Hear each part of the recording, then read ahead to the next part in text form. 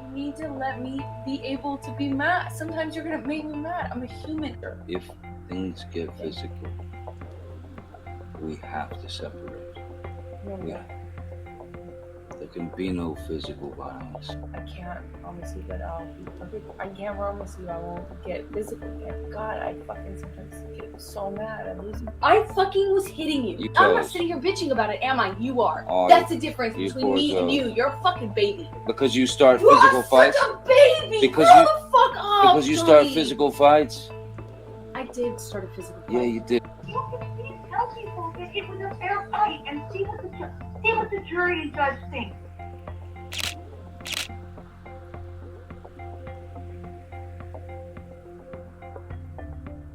There's so much controversy still around the verdict from the Depp versus Heard defamation trial. This video will address 4 reasons why people still believe Amber Heard. Reason number 1, the perceived imbalance of power. I think the jury got it wrong, Jake. I'm very disappointed in the jury verdict. I think this is another big win for powerful men, and it's a colossal loss for women. During my social work studies, a model similar to the one shown on the screen, known colloquially as the Big Seven, was used to teach us how to identify and advocate for marginalized communities. Starting with the arrow at the top, you will see 7 major areas, which are race, gender, socioeconomic status, national origin and language, ability, religion, and sexual orientation. These are the Big Seven. The innermost part of that circle shows who holds the power in these 7 areas. So who are the majority, if you will. So this would be white, male, ruling class, wealthy, American, if we're assuming we're, in America, able-bodied, Christian, and heterosexual. So if you identify with any of those labels, you would be considered the one that holds the power, the resource, access, and influence in that particular area. So now, if you're looking strictly through this model, it's impossible to even walk away seeing Johnny Depp as being victimized by Amber Heard. Amber Heard fits perfectly within this framework. She is a woman. A woman is marginalized to the man. She's also bisexual. So bisexual is in the minority compared to being heterosexual. I want you to view the following clips where Amber Heard herself calls out this power structure. First, while she's on the stand speaking about Johnny Depp's power and how people fall to him. And the second clip was during one of the depositions where she's talking about her past DV arrest and how power played into that as well. I know how many people will come out and say whatever for him. That's his power. That's why I wrote the op-ed, is I was speaking to that phenomenon. How many people will come out in support of him and will fall to his power? He is a very powerful man, and people love currying favor with powerful men. In fact, it was so ridiculous, those charges. It was a verbal argument, it was misinterpreted, misrepresented, and completely overreacted upon by 2 individuals in a power position.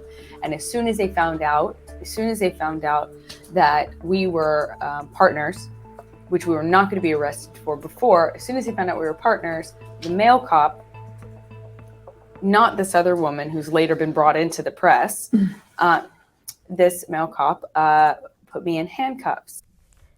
Historically, domestic violence has always been seen through the lens of a cisgendered heterosexual relationship, so being just male versus female. The mainstream media is doing a good job focusing on this power dynamic and ignoring all the other evidence.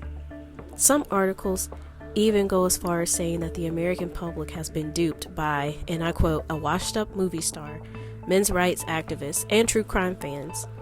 It's as if to say, because the fact that Amber Heard is a bisexual woman and Johnny Depp is a wealthy white man, well, surely we know who the victim is. He held all the power in the relationship, and therefore he's just guilty just for the fact of his power and privilege.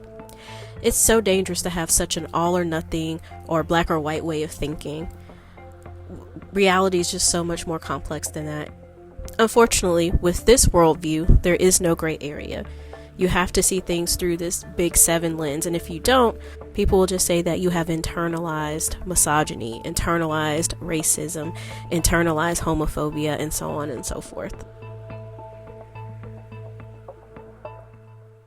Reason number 2, the numbers game. This infographic comes from one of the largest anti-sexual assault organizations in the US, known as RAINN. It estimates that as of 1998, 9 out of every 10 victims of rape were female. And additionally, they estimated that around 17 million women as of 1998 had been assaulted. There are a lot of studies out there that do go into more detail as far as the occurrence and frequency of sexual assault, and I encourage everyone to do their own research. However, there's a consensus in the literature that women are much more likely to be victimized than men.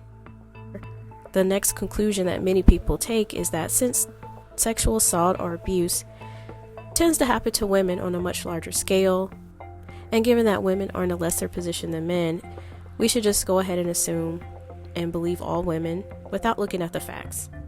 And what we know, Jake, statistically is that less than 10% of women lie about being sexually abused. We also know that 1 in 3 women will experience some kind of domestic violence in their lifetime. So when you think about those statistics and you think about the testimony that Amber Heard gave, again, the fact that not one of those allegations was believed by this jury is troubling to me. Experts will agree that there are occasions of false accusations, between a range of about 2 to 10% of false accusations on an annual basis. Basically saying that's really rare for an allegation to be false or for people just to make false allegations. But I want to put it to you like this. Say we take this estimate of 17.1 million women being raped since 1998. And let's say we take the lowest number, 2%. That's 354,000 individuals who would have been accused falsely of rape. So call it rare, but I think that is a lot of lives that are potentially ruined for a false allegation. We can do 2 things at once, guys. We can acknowledge that there is a domestic violence problem, that women do need protection. We can also recognize that men fall victim to domestic violence as well. These are not 2 things that can't exist in the same reality, because the reality is that it does. Number 3, confirmation bias. Confirmation bias is the overweighting of evidence consistent with a favored belief, underweighting of evidence against a favored belief, or failure to search impartially for evidence. We can see this happening with both Heard and Depp supporters. All of us use confirmation bias on a daily basis, especially when we have a deep-rooted belief that we need to preserve. However, I'm going to show how confirmation bias is most used by Heard supporters.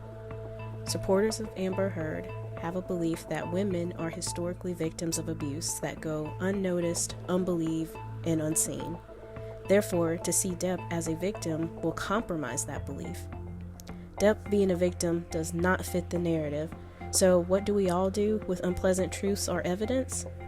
We discard it, and we search for counter-arguments to support what we already hold as a belief.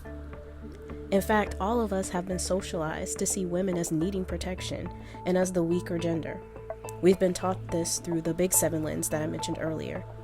That same Big 7 concept that social justice advocates use as a means to recognize and eradicate oppression, it's kind of ironic how that tool that's used to primarily fight oppression can actually perpetuate it. Number 4, making it personal. Again, this applies to both Depp and Heard supporters. Everyone is bringing something to the argument that just isn't there. We can't help but bring our own experiences and knowledge with domestic violence and intimate partner violence into this discourse. This means that although yes, we are all watching the same trial, some of us have brought our feelings, trauma, and experiences into it. It's important to see things as they are. Unfortunately, in this case, no one will know 100% other than Johnny Depp and Amber Heard who the primary aggressor was, or if the relationship consisted of bidirectional violence. However, as we weigh all the evidence available to us, let's try to view it impartially without our own biases and the social conditioning that will have us reach the same conclusion for every unique situation. Who knows, maybe you'll discover you've been looking from the wrong angle.